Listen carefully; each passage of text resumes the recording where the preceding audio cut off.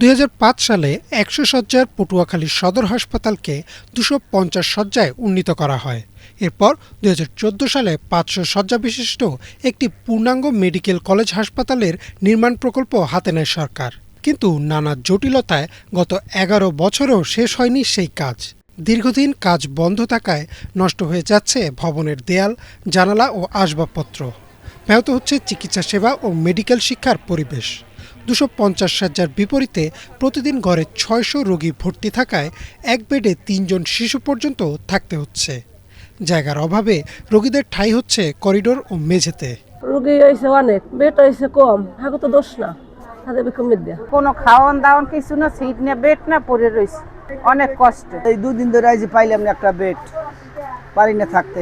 রোদ আইলে রোদের সোডে টিকতে পারি না, বৃষ্টি আসলে বৃষ্টির জন্য থাকতে পারতেছি না, নাই কোনো সিট, নাই কোনো ফ্যানের ব্যবস্থা। ডাক্তার তো আসে না ঠিক মতো, রোগী খুব ভোগান্তিতে আছে বর্তমানে এখন।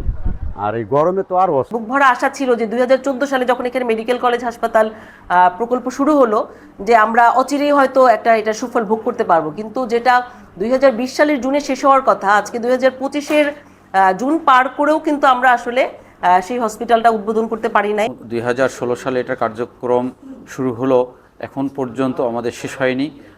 2025-এর জুন মাসে এটা শেষ হওয়ার কথা ছিল, কিন্তু বিভিন্ন কারণে, বিশেষ করে ঠিকাদারি জটিলতার কারণে, ভূমি অধিগ্রহণ সংক্রান্ত জটিলতার কারণে আমাদের কাজটি সম্পূর্ণ করতে আমরা পারিনি।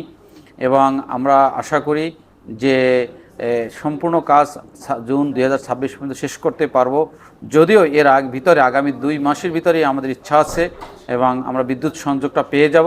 এবং বিদ্যুৎ সংযোগ পেয়ে যাওয়ার ভিতরেই পাওয়ার সাথে সাথেই আমরা হাসপাতালের স্বাভাবিক কার্যক্রম চালু করতে পারবো। আসলে এটা চালু না হলে আমাদের যেমন রোগীদের সেবা দেওয়াও খুব কষ্টকর হচ্ছে, তেমনইভাবে আমাদের যে পটুয়াখালী মেডিকেল কলেজের ছাত্রছাত্রীদের শিক্ষাদান, পাঠদান সেটাও ব্যাহত হচ্ছে।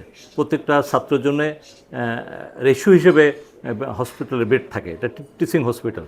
তো সেই হিসেবে কিন্তু আমাদের ছাত্রছাত্রী আগে ছিল 50 জন ছাত্রছাত্রী, এখন 75 জন।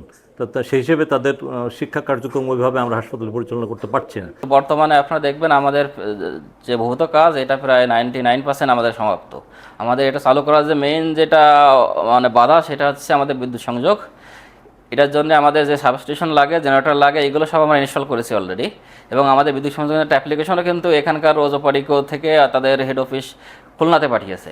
এই ফাইলটা পাস হইলে আমরা আশা করি 15 থেকে 20 দিনের ভিতরে বিদ্যুৎ সংযোগ আমরা এখানে দিতে পারবো। বিদ্যুৎ সংযোগ দেওয়ার পরে পাশাপাশি যাকা এই ইন দ্য মিন টাইম আমরা শেষ করে আমরা এটা খুব দ্রুত, আমি আশা করছি 1.5 মাস বা 2 মাসের ভিতরে এই হসপিটালটা আমরা চালু করতে পারবো। তবে এই কাজ শেষ হলেই স্বস্তি ফিরে আসবে পটুয়াখালী 500 শয্যা বিশিষ্ট মেডিকেল কলেজ হাসপাতালে, এমনটাই প্রত্যাশা সাধারণ মানুষের। Desk report, Bangla vision.